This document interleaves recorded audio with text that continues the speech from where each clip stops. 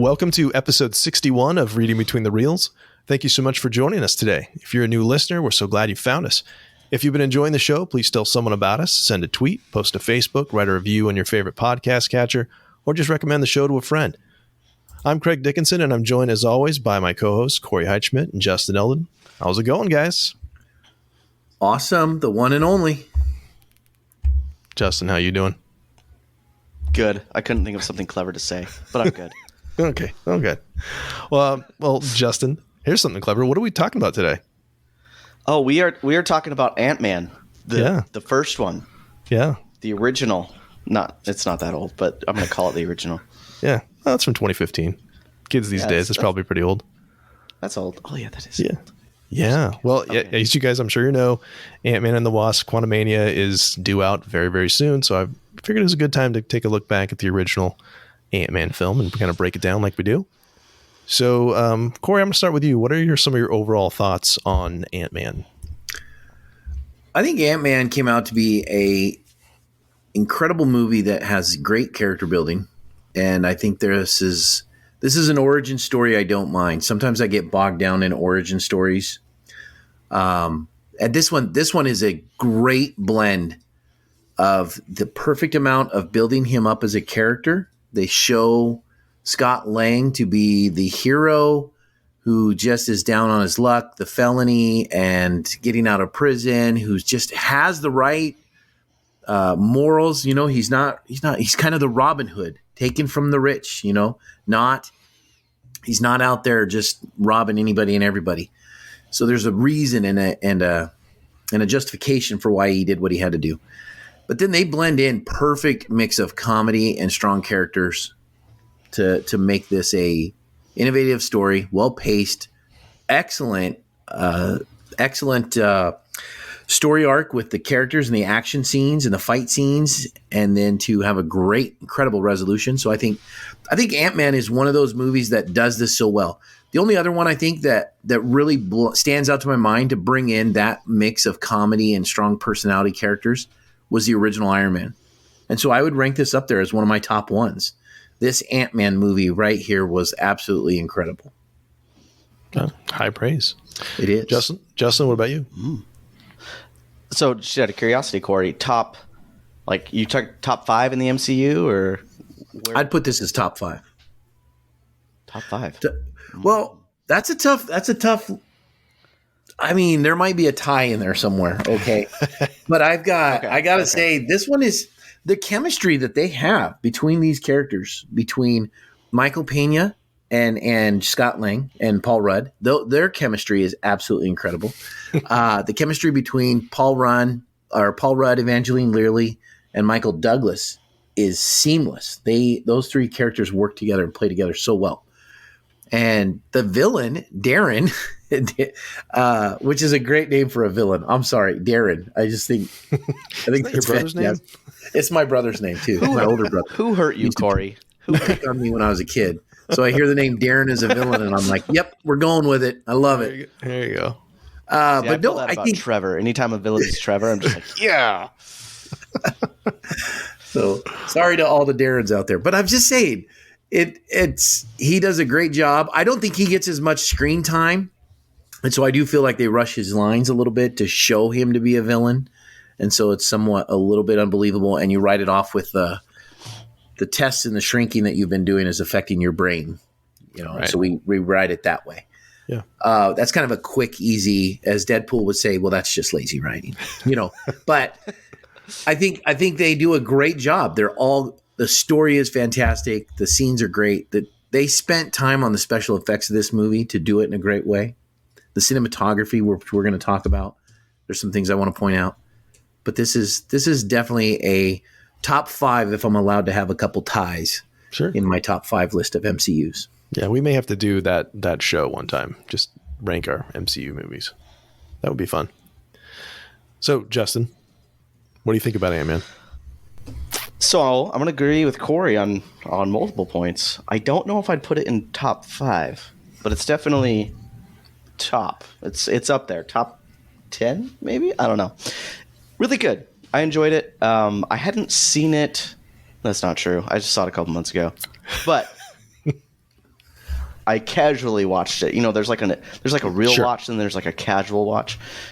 This was a real watch just the other day, and I forgot how good of a movie it was. It's almost I don't want to say simpler time in the MCU, because I don't think the MCU has ever been simple for to its benefit. It's been complex from the beginning, but it wasn't like crushed under the weight of its own characters. I feel like some MCU movies do that, or crushed under the weight of past or future plot lines that it has to resolve or create.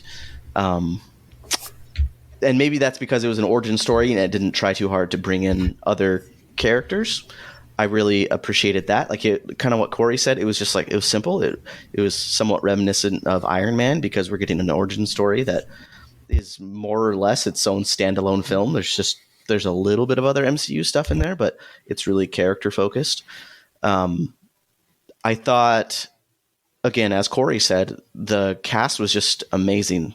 Like, their chemistry with one another, like Paul Rudd and his entire crew of other burglars, like they're hilarious. And I don't know if it's off the cuff or it's well scripted, but like it is some good times.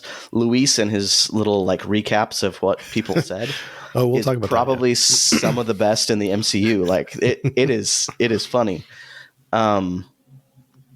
Yeah, and just overall solid movie. Again, what Corey said, I thought the effects were really good. I noticed when, well, I don't want to get, I'll get into it. When anytime Scott Lang shrunk into his, tiny form, they did a really good job of like blurring the background, almost like a portrait mode on like your phone. And it made you have that feeling that, yes, he's smaller, but also it makes it probably easier for the CGI to look good, because half of the shot is blurred and you don't have to Sure. worry about a lot of that stuff. But it never felt like the CGI got in the way. It was there to help tell the narrative, and it wasn't ever like, I noticed that ant looks a little stupid. So anyway, I'm rambling at this point. Solid. No, that's movie. good. Yeah. I enjoyed this one too. I don't know where I'd rank it necessarily. That'll be, again, I should actually do that to figure out where I put it. But I love heist movies. Always have. The Sting was a movie I grew up on. I've loved the Ocean's 11, 12, and 13. I love all those movies. And so this was a fun departure, I think, from some of the other MCU type of movies. This is the 12th movie in the MCU, which is kind of amazing. Only 7 years in. And so there's already a kind of an established universe, and they've done many different types of films to this point. 2 Avengers films as well. And so this is interesting that it is self-contained. You guys kind of both mentioned that. And yet it has huge stakes, but there are stakes that are specific to our characters. And so, Justin, I mentioned this to you, that like you could take the scene with Falcon out of this movie and it doesn't really matter. That's kind of more just fan service that he's even in it. But it was a great scene. It is a great scene, but it makes sense that the Avengers are not in this film. Even Scott alludes to that. I think the first thing we should do is call the Avengers. But that's always been a thing in comic book movies. Once you do the team up movie and then they don't show up in the next film when like the next, world threatening thing happens, that doesn't make any sense. But in this film, like it's very specific to Hank Pym, right? He's the one. Like this is his story, and he has to fix, his issue and need to keep it from getting out. And so it makes sense to be a smaller, self-contained film. And I love how they kind of balance that, where there are real stakes. Potentially, like this could be a world-changing thing if it gets past this point, right? Hydra's buying the Yellow Jacket and all that stuff. But it is not overly concerned with building out the universe, and yet it also beautifully sets up the second Ant-Man movie. And apparently sets up the third movie as well. So I think it strikes it's in the sweet spot for me. Yeah, like you have a very clear, the universe is present. There's enough little tiny references, little tiny, because it's Ant-Man. There's enough small references to the MCU. Like you can sense the tension between Pym and Stark, and like that is almost like an ever-present issue. Sure. but not so much that it's detracting from the story that they're presenting. I love that theme is carried through twice to show Pym and Stark, to where the beginning of this movie starts with him going in, busting into Tony Stark's or Howard Stark's office and yelling about taking his formula and trying to take his stuff, which I saw an Easter egg fan theory that said that's because Captain America took the extra particles back in the 50s when they took those. Interesting. And so he accuses Stark, and then to where later in the movie where, Scott says we should call the Avengers, and he says, this ain't no Iron Man's technology simple suit. Like, he looks down on Iron Man's suit as being lower than his technology. Yeah, there's it's nice to have that snarkiness from Michael Douglas throughout the whole movie.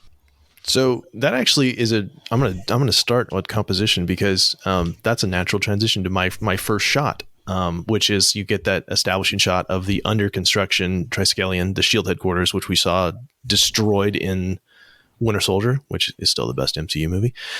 Which, just a couple years earlier we'd seen that, and so that was a nice kind of throwback to that. And then you get that huge 1989 to establish context, and then that great scene that you pointed out where you have de-aged Michael Douglas comes in and you have up-aged Peggy Carter and Howard Stark, which that always bugs me. Like, they don't look anything like each other. Like old Howard Stark and young Howard Stark. That just always bugged the snot out of me.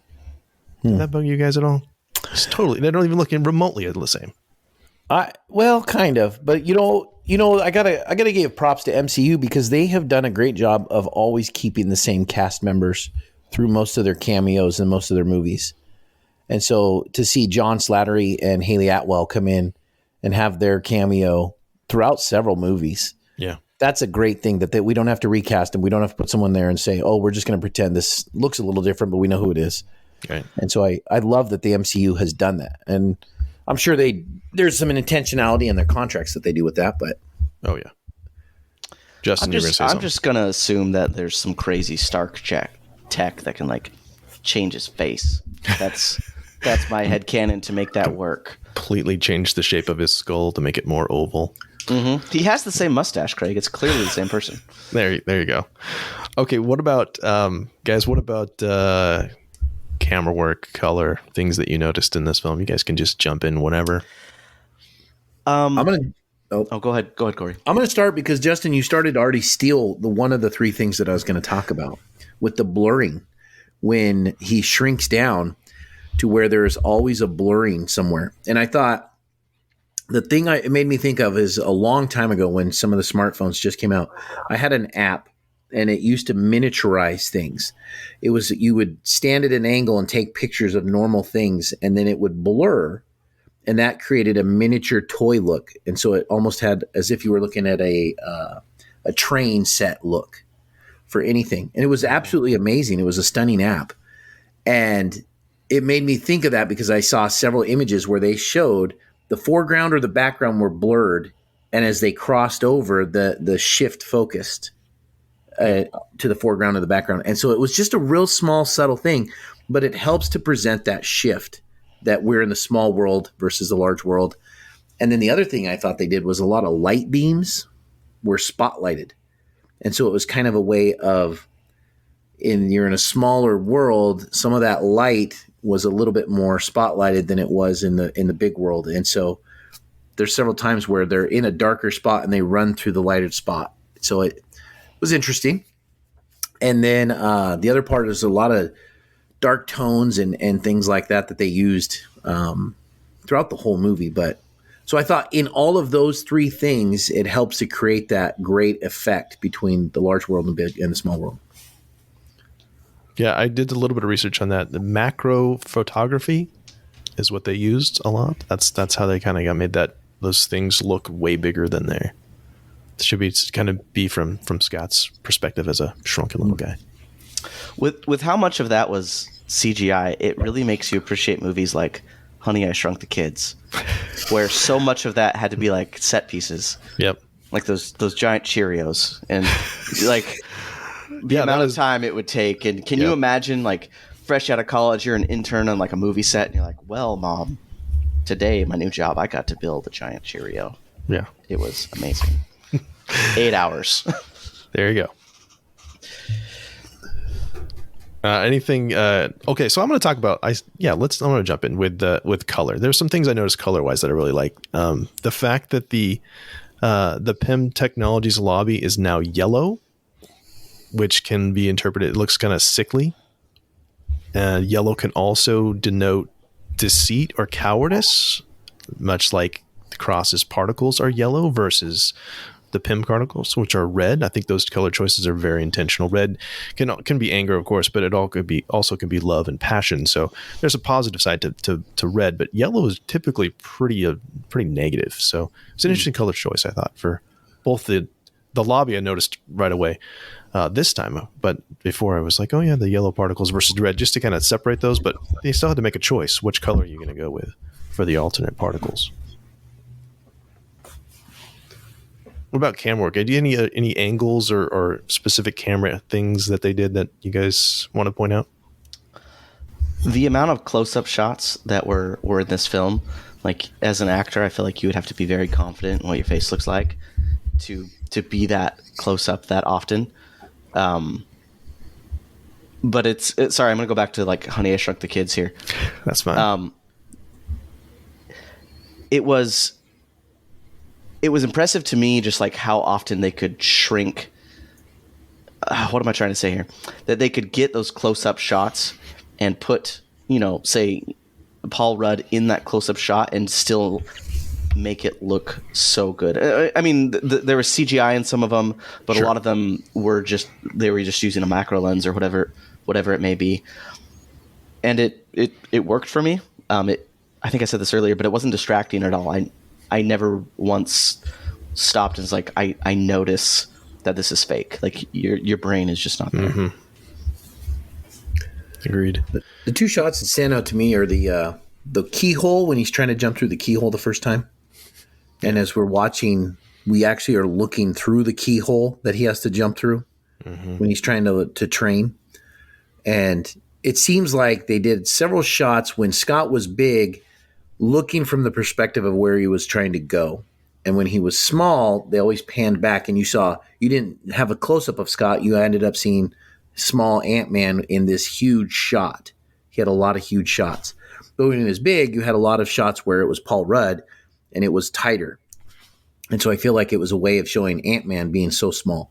There was like in the when he's crawling around in the anthill and he walks up as they're getting ready to go to the Avengers Tower, he walks in there and it looks like a huge cavern, and you're realizing it's only inches in real life, but he looks across and it's a huge cavern, and here's Ant-Man and he's so tiny, and here's this flow army of ants flowing towards him. And so I think it's sometimes some of those shots were pretty innovative, just as a way to give you a sense of size with him as he's large and small. Yeah. The other thing I noticed is when they did the small shots, he was a lot of times when he goes large in Ant-Man 2 and in Civil War, he's very slow and lethargic because you're so huge and so much mass and it's slow to move. And I noticed this time when he goes small in this movie, the things falling around him are falling slow and lethargic. And he's in the tub and the water flowing towards him is not flowing as fast as you would see water flow. And I hadn't caught that before. It just made sense to me to say, well, to his size, that's the largeness, and it has to have a lot of mass and energy to flow, and it's going to slow it down because it's so large. I thought it made sense. Yeah, that's a great catch, because there's a lot of fast movement in this too. Like we think about the wipes where they're doing like the montages, and even like Luis's exposition as well. There's just these really quick wipes, and when he's flying on Anthony, it's moving really, really fast. And so when you have those things when he's small, like you mentioned, Corey, it's very jarring, and it's totally different. So I think it's even more effective because of the contrast between those two. Justin, did you want to say something? No. Okay. Anything else for cinematography before we move down to sound? Are you guys good? Okay. Let's go ahead and move down to sound. What about sound effects, soundtrack, vocal sounds? Justin, I'm going to start with you. Anytime you watch a video on like how movie sounds are made, I'm always just really impressed by the imagination of those people and how they can come up with those sounds.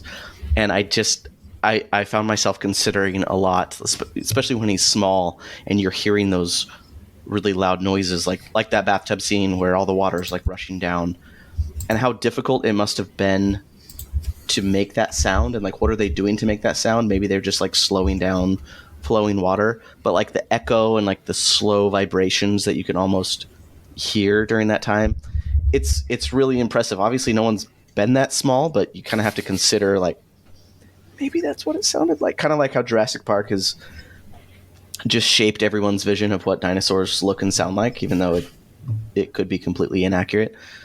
This, I feel like for a lot of people, has really shaped, like, this is the sound of the small tiny world. We don't really know, but I thought it was well done. Yeah. Corey, what about you? I think when I look at the sounds, the part that stands out to me, they do a great job, exactly like Justin said. But the one part that I'm going to point out for vocal sounds is how they dub Michael Pena's voice in all his storytelling over all the characters. It's brilliant. Which I think, I'm going to tell you right now, Michael Pena wins the vote. Number one backflash storytelling of all MCU movies ever, with his enthusiasm and his storytelling and his flair that he puts in there. And I think the effect of doing that was absolutely incredible. And Stan Lee, getting Stan Lee's cameo with Michael Pena's voice. Yeah, crazy. And the way they got those actors to almost imitate his mannerisms so well. And so I think you can't just pull that sound off. You can't just dub a voice and have it fit, but the way that Michael Pena tells it, and then with their mannerisms matching his, is by far the biggest takeaway of sound effects and vocal sounds to absolutely stick a landing and become the number one best storytelling backstory of all time. Brilliant.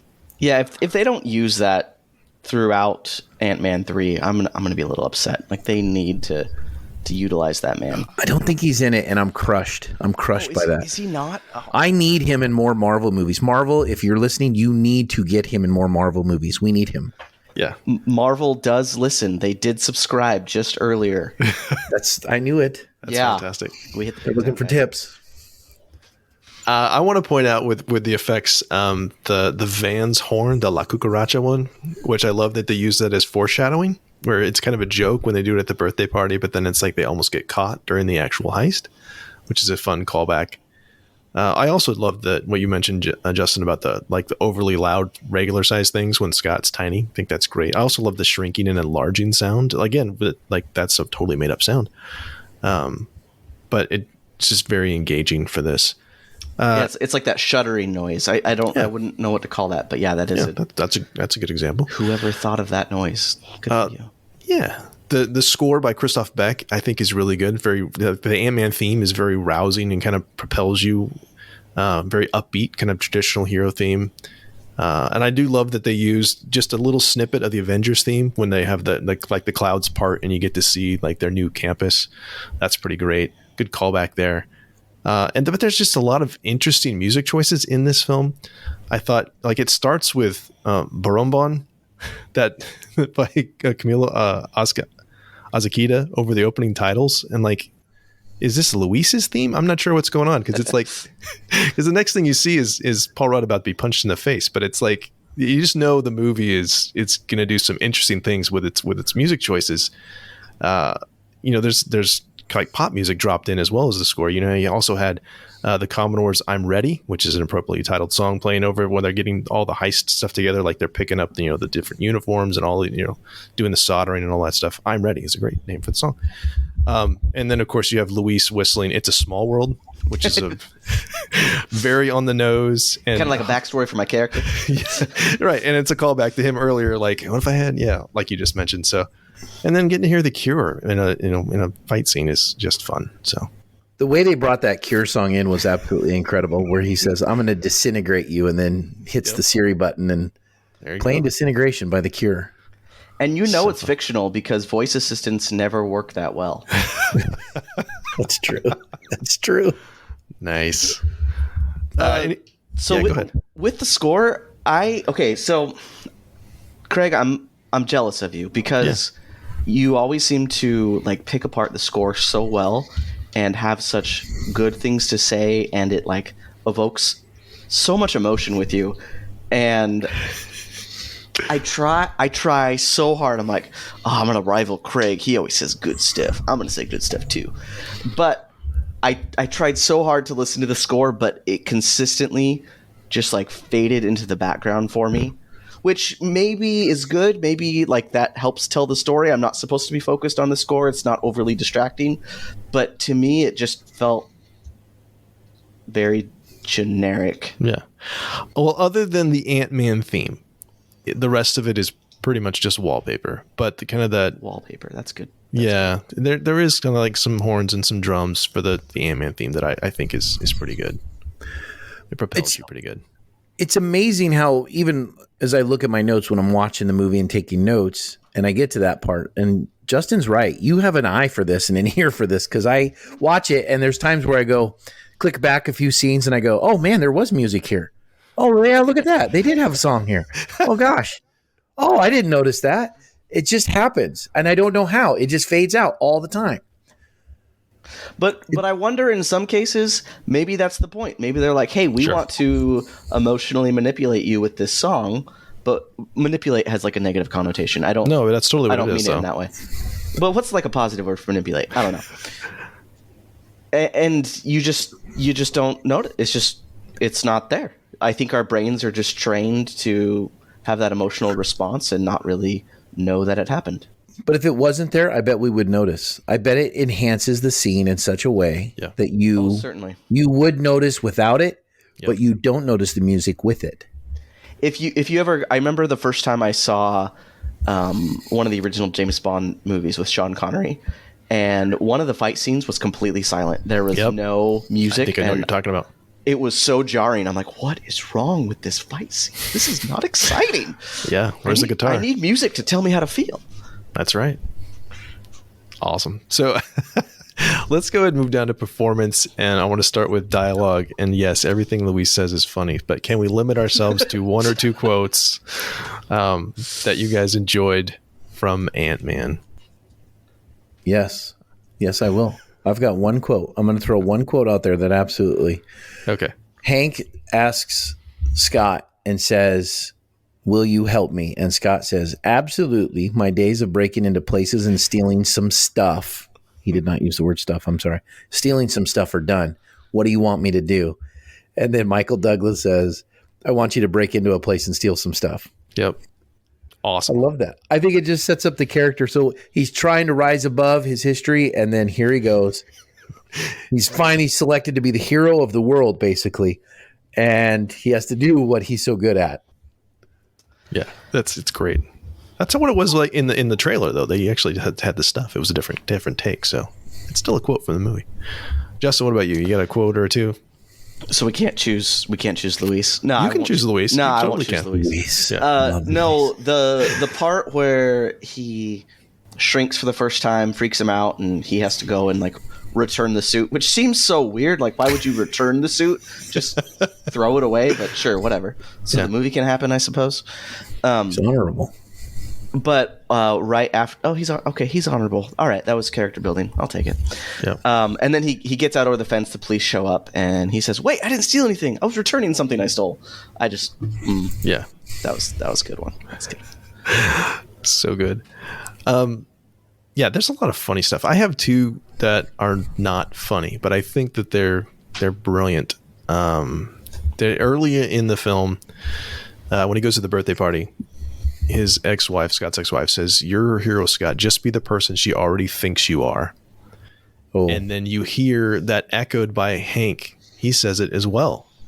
And it's really interesting for me, especially on this watch. It was always there, but I think I paid more attention to it this time, that Scott and Hank are kind of mirror images of each other in a lot of ways. They're both trying to repair relationships with their daughters, and Hank was, Hope's hero, and then he's on a path of redemption, much like Scott is. And so it's interesting that he's kind of redeeming himself. Hank is kind of redeeming himself through Scott, and so that's kind of a fascinating thing. Along the lines of quotes that gave us chills, that interaction in Pym's house between him and Darren Cross, right as they're leaving and they're uncomfortably close to each other's face, which is a problem my wife and I have in movies and TV shows when people get too close. No one talks like that, but it's dramatic. So Darren says, all those years ago, you picked me. What did you see in me? And Hank's like, I saw myself. Then why did you push me away? Because I saw too much of myself. That part I'm just like, oh. Yes. Sick burn. That was my second one, so I'm so glad you pulled that out, because there are kind of parallels. Corey, did you have another one that you wanted to bring out? We got a little time. Yeah, I was going to bring up one that I thought stands out, not by Hank or Scott lead character, but by that little Cassie Long, where Paxton, the police detective, says he's going to go catch her dad. And she says, are you really going to find my daddy? And he says, I am. I just want your daddy to be safe. And she just makes the snarky comment, I hope you don't find him. Or I hope you don't catch him. Yeah. Such a great little snarky comment to get a little kid to say. Yeah. All right. My last one is where Scott hears the whole story of what to do and then raises his hand and says, excuse me, Dr. Pym. And Hank says, you don't have to raise your hand, Scott. He says, okay, I just have one question. Who are you? Who is she? What the hell's going on? And can I go back to jail now? It's just brilliant characterization in that moment where he's just holding it and he's respectful and he's not freaking out until that one moment he lets it out just a little bit. So just brilliant characterization, I think, with all those lines we picked, honestly, because Cassie Lang is Scott's daughter, like in so many ways. Yep. I almost feel bad for the stepdad. Like, at no point is he shown to be mean or rude or abusive or villainous in any way, but he gets the short end of the stick. Like, at her party, Scott calls him an asshat, and they're like, language. Well, what do you mean? I said hat. Like, yeah, called him a hat. Classic. All right, what about body language and facial expressions? Anything you guys want to point out from there? I'm gonna point out Paul Rudd in this level. The title character, and his delivery of some of the way to put it on, where you say a line but you don't really sound as confident in what you're saying. Where he says, for example, I'm the Ant-Man. No, of course you wouldn't. You haven't heard of me. And he throws that out. You can't just have any actor throw that out there, right? You have to have a great way of kind of pushing yourself aside with that comment. And he does. Paul Rudd is the best at delivering some of those things, and his delivery and his line and his mannerisms. You just cannot get anybody to put in that role. And so I can't see him as Ant-Man as anybody else but Paul Rudd. Yeah. Justin, what about you? So Corey Stoll? Is that plays Darren Cross? He's not in a bunch of stuff. He was in House of Cards on Netflix, I believe, in the first season, and he was fantastic. And I think he did such an excellent job in here as well, because he seems like such a regular. Like, you could meet that guy. He'd probably be a bit of a douchebag, but I mean, you could meet that guy. He seems very real.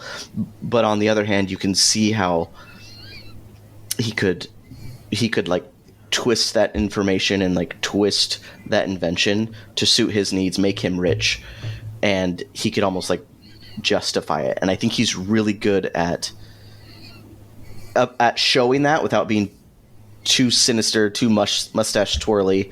Like, he's fantastic in that role. Right at the beginning, no, not right at the beginning. When one of the investors, I don't remember his name, but when one of the investors basically shows like a disinterest in his product, and then in the bathroom, Darren Cross shrinks him down. Well, it doesn't shrink him down, like it fails, and he turns into a little smudge. The part where afterwards he goes to the sink and he looks at himself in the mirror, And as a viewer, you're almost thinking, oh, at this point, he's probably going to show some remorse, show some facial expressions of, oh no, what have I done? What have I become? But then he just washes his hands, as if he's just like washing his hands of that situation. Yep. And just looking in the mirror and then showing no remorse, like that, just that stoic face. It's like, oh yeah, this guy. It sounds like we're going to see more of him in Ant-Man 3, hopefully.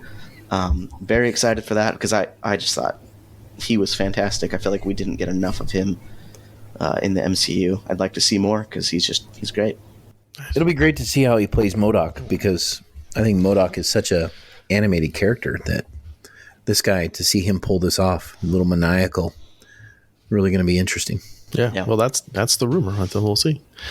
I have two that I really liked without dialogue. That the first one is Scott's dejected look when he gets fired from Baskin-Robbins, where you just see him just slump in his chair, his shoulders just drop, and it's just like, oh man. But the only one I also really like is where Scott does the move when he's fighting Falcon, and he does the thing where he jumps up and hooks him with his legs and flips him around. It's the same move that Hope had used on him, and the reaction that she has while she's watching it on camera, where she kind of steps back and tilts her head, doesn't say anything. She's kind of like, huh, interesting. And you can tell she's impressed because he was paying attention, but she doesn't have to say it. Like, it's all very subtle, but very well done. And I think that's like for her where it changes. It's like, oh, this guy's not an idiot. Like he might actually work out. Yeah. I would say she pulls off some amazing cold-hearted looks in the beginning of the movie, where with her father, and being a little upset and dejected, and even a little snarky back to him about how her mother died and not telling her the truth, and to where she does a great job just in the facial expressions to kind of play that, where you're seeing the very icy stare from her. And then with Scott, a little bit of anger towards him and annoyance towards him that he's doing what she wants to do. Yeah, and I had, moving down a little bit to costumes, hair, and makeup, like, first off, her wardrobe is very severe. And initially, and then her haircut, which is, it does two things, because it's reminiscent of, her mom Janet's haircut in the original Marvel Comics run, but it's also a super severe hairstyle as well, like with the straight lines at the bottom where it's cut, that bob style. So, like, she presents herself as, icy and very unapproachable initially. So all those things work together really well. Actually, speaking of the haircut, every time I watch this movie, at some point I expect them to reveal that that's a wig, because it looks like it's supposed to be a wig. I think I didn't personally enjoy it. I thought it looked weird, but well, it's 1960s hairdo, so it is weird. But it seems like doll hair. Like, it doesn't seem like it's real hair. That's fine. Like, I don't know what the budget was for like the wig department on that movie, but it was not high. That could be your own hair, dude. You don't know. Maybe she cut that. Maybe that was her hair. Maybe. If so, I'm gonna feel really bad. But until someone shows me that, I'm gonna keep thinking it looks stupid. Okay. All right, let's move down to setting and design. One thing I love about this movie is that it's filmed in San Francisco, because I'm from Northern California, and so it's not New York too, which is nice. It's not New York, it's not LA, it's a different place. So you get to see some shots of a city that you don't usually get to see in superhero films. But yeah, shot on location, Tenderloin neighborhood, Buena Vista Park. But of course, you also have in Atlanta, because almost all the Marvel movies are at one point or another shot in Atlanta, because it's just cheaper to shoot there, and that's where they have their special effects department. The State Archives building is where the PIM Technologies is, and so those are some of my favorite things I pulled out. What about you guys? Set decoration, props, anything else for locations? Favorite things? In terms of their costumes, I think the MCU just generally does a really good job of this. All of the costumes within the MCU, they're not distracting. They don't look like they're ripped out of the pages of a comic book. Like they're obviously taking cues from the comic book, but it's almost like, yeah, that's something that could exist in real life. Yeah, that looks nice. And I think Ant-Man nails it with the costume, because he does look a little ridiculous in the comics, especially if you were to one-to-one adapt that to the big screen. But like right at the beginning, Scott calls it, I think he calls it like an expensive motorcycle jacket or something like that. Mm-hmm. But it looks good, and it doesn't look out of place, especially when we start seeing Scott around other heroes in Civil War and the Avenger movies. Like he looks good. It looks real. Yeah, his is more low key than anybody else's. His looks more real world. Like you could have kind of adapted something that you bought at a store. Yeah, like I think within the MCU in general, probably the most outrageous costume you have is Captain America. But I mean, that's there for a purpose. Like he's a symbol, whereas Ant-Man, his is just utilitarian completely. Right. Some of the things I enjoyed set decoration wise was that his house is kind of quaint and old fashioned, and yet he has this very modern video room behind, you can just go downstairs and he's got a bat cave in his house with cases of ants, which is another kind of a cool, and of course he would have cases of ants that are all labeled for specific jobs and those kind of things.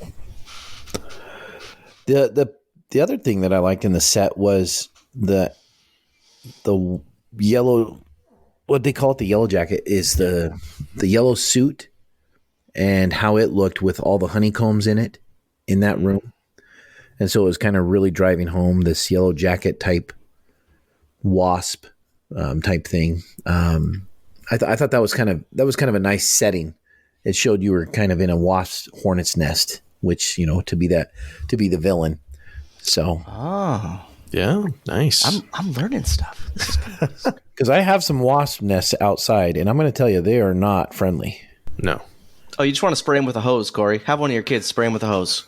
Yeah, that's worked well. Yeah, and just run away really fast. There you go.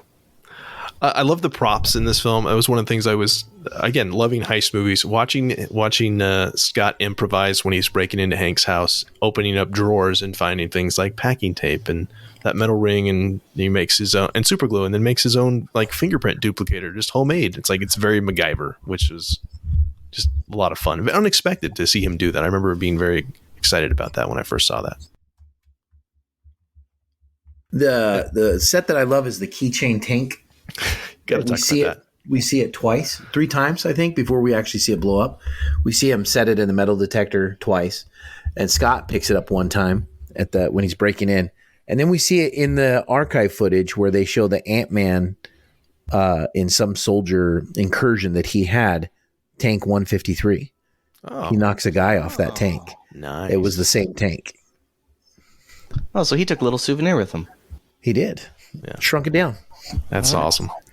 Hey, while we're talking about the tank, though, can I just bring up? Yes. Okay.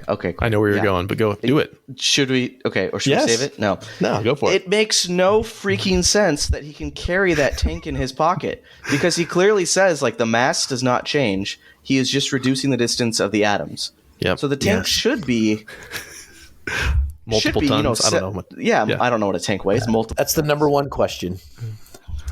And he shouldn't have been able to pick up the generator they got from the Avengers. Yep. Mm-hmm. It's just like, I love the concept, but maybe next time don't explain it to us, or partially explain it to us, and then the rest just be like, oh, we don't know how all the science works. And then you got a free pass for all of the plot holes and inconsistencies. Somehow Palpatine returned. Like one of those situations. Just give us that. Yeah. Secrets only the Sith knew. I don't know. Yeah, I don't know. Yeah, throwaway line. Beautiful. That's true. Anything else from set decoration, props, before we talk about characters? Oh, the ant that during the final fight scene, Scott enlarges and then they end up using as like a pet.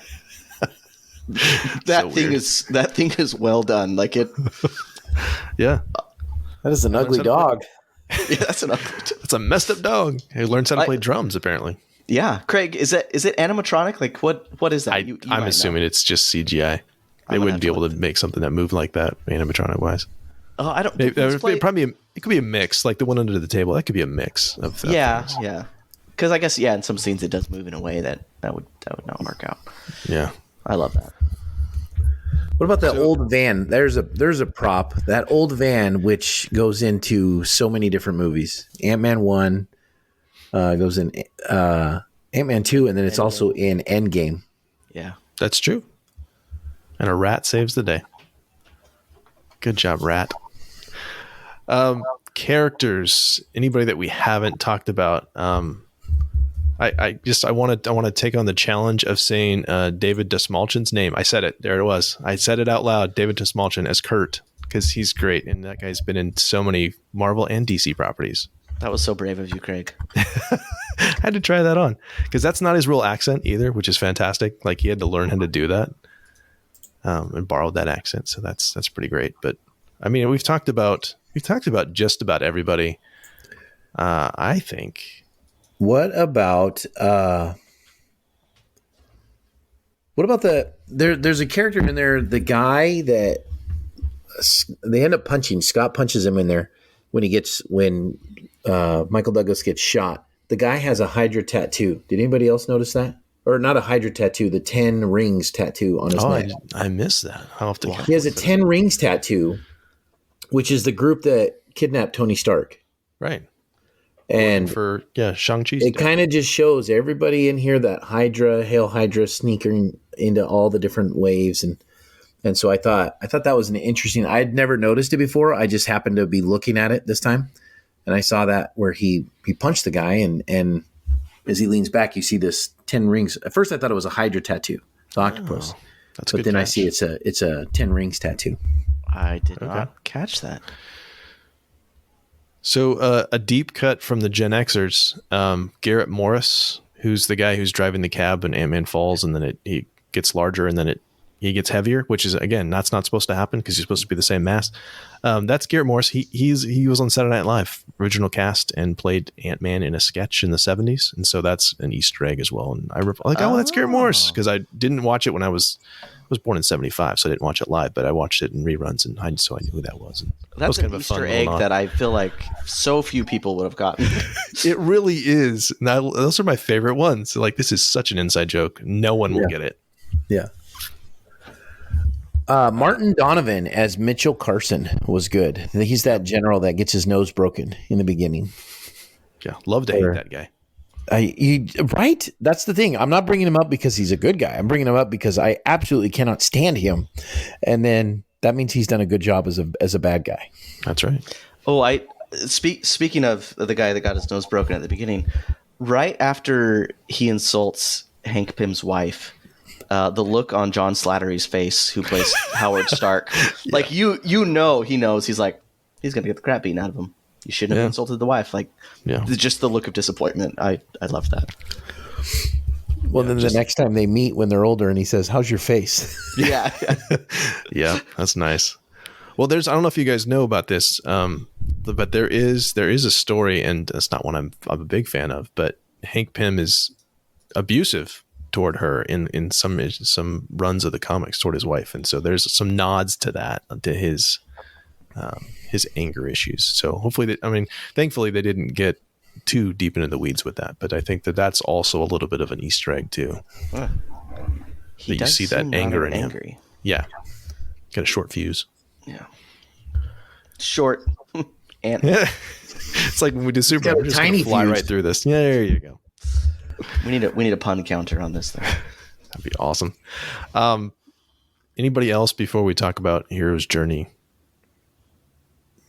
No, I feel like we covered the characters. I think we have too. And honestly, for Hero's Journey, like it hits many of the traditional beats of the reluctant hero. I don't know if there's anything overly different. I mean, it's a traditional, origin story, like you mentioned, Corey. But I think, Paul Rudd carries this thing. It would be hard to have this movie be nearly successful without him as the central character. Which I think is interesting too, because I remember when this was being, they were talking about when it was announced that Hank Pym was not going to be the main character, that they were going to go with Scott Lang. And, when you go with like the second iteration of the character is going to be your main character, like that just didn't sound interesting to me. I wanted to see Hank Pym, but I think they actually did a really good job with blending these two stories. Like I mentioned earlier, with like both of them, fathers to daughters, and trying to work on those things. So he has multiple arcs going on. Not only is he becoming a hero in the traditional sense, he's also kind of becoming the father that he's supposed to be as well. They both are, really. Yeah, you almost like expected like a traditional passing of the torch, but it still feels like Michael Douglas is or Hank Pym, I guess, is still like, he's passed the torch, but he's still holding on to the torch quite a bit. Like he is not giving the reins over fully to Scott. And it looks like in Quantumania, he solely based on the trailers. So if you're listening to this after that movie comes out, I'm sorry. It looks like he's still very heavily featured in that film. Sure.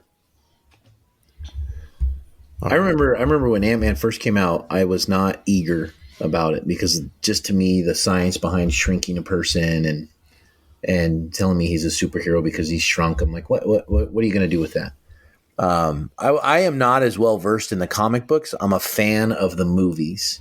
And so sometimes I don't have that background to lean on with the comic book lore. But I remember watching this movie, absolutely loving this movie. And I think because the cast carries it. Paul Rudd carries it. Evangeline Lilly, Michael Douglas, Michael Pena, all these things in there that just blend this perfectly to be a great comedy yet huge story arc.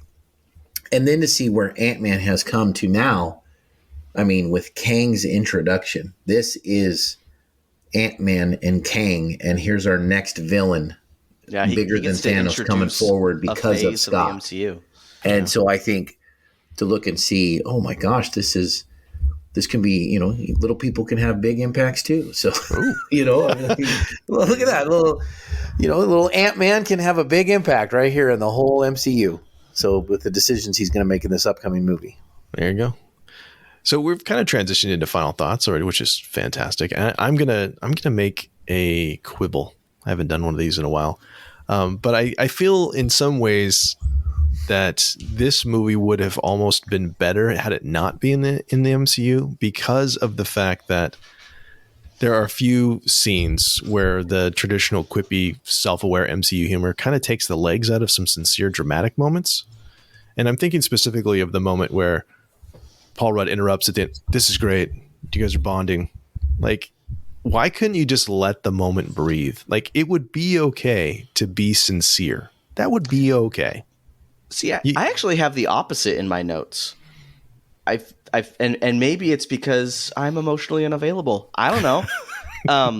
But I feel like it let the perfect amount of emotion kind of simmer before doing that. If it was someone that didn't have the comedic timing of Paul Rudd, I might be more irritated with it. But I feel like this was almost like pre the era where the MCU got a little too goofy. Yeah. Or maybe it was just starting here. I'm not sure, but yeah. I thought it was an appropriate amount. I had the same gripe with Doctor Strange that, like, I thought Doctor Strange would have been better as its own. It was totally self-contained. Like, that universe can totally exist on its own. And there's just so much quippiness that doesn't necessarily have to be there. And, we've had, like, Black Panther is the opposite of that, where, like, T'Challa never quips ever. No. Like, his most quotable line is, my kids are like, do you have a blanket? Like, that's the closest thing he has to a joke in the entire movie. He even shuts down some jokes. Like in Civil War, when Hawkeye introduces himself, he's like, I don't care. Yeah. So I guess all I'm trying to say is, like, I love this movie. I do. I think it's really fun. But there are certain things that, and I probably am kind of extrapolating later on into the MCU. Where it's like, you know what? You don't always have to go for the easy laugh. It's okay to just be honest and sincere in the moment. That's all I'm saying. And I'm on this side of the coin saying I absolutely appreciate and love it. And I wish DC had more of that. Like, I love the jokes and the quips that they put in there. I like those lightened mood moments that he does. And I think that depends on the actor. I think Paul Rudd is so incredible at how he pulls those off. He is just great at that delivery. And he was part of the screenplay, wasn't he? Yeah, he's a co-writer as well. He's a co-writer. And so I think that's I think you see him come out in that. I think that's who he is as a person. So I think the humor in this blends so well with the story. And so I agree, Craig. I think you could definitely hit some of those things, but I think for someone like myself, I appreciate that comment, and I also love some of the humor that's in there. I think it's so well played.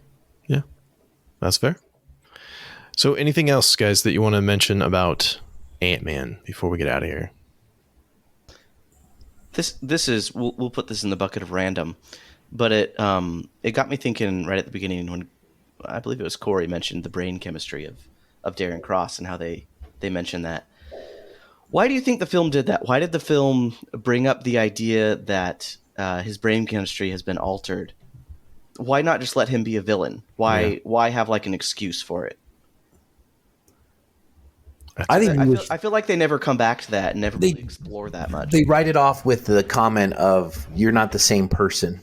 Evangeline says that to him after his final reveal in the little hexagon room. He says he's taken over and she says, "You're not the same person. Your brain waves are being messed up because of that." She writes it off. And Deadpool would say that's just lazy writing, but I think that's what they did. That's a way of writing it off because they didn't spend much time on him. But he's all of a sudden launching super soldiers into the world by the millions or thousands, in his little video he did, his montage. He's assassinating government officials in that montage in the beginning.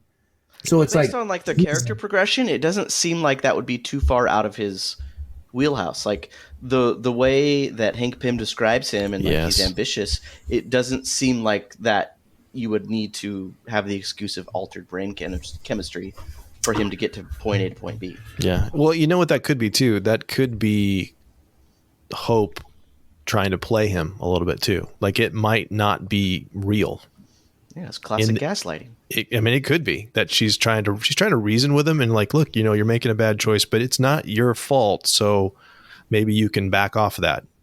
You can kind of justify what you've done to this point because you are a little bit out of control. So it could be that too. From personal experience, I can tell you, telling a crazy person they're crazy never helps the argument. Never. That's some good words right there, Justin. Some good advice. You're welcome. That one was free, everybody. So we're excited. I think everybody's excited for Ant-Man 3. Yes? Quantumania? Bring it on. Yeah. Opening night. I'm there. Yeah, let's do it. So as we close, we just want to say thank you so much for listening. If you'd like to connect with us, you can find us on Twitter and Facebook. Email us at readingbetweenreels@gmail.com or use the SpeakPipe app on our website. If you enjoyed the show, please tell a friend. And one last thing, our next episode will be a review of Creed. Send us an email or voicemail about your favorite moments from Creed, and we'll share it on the next episode.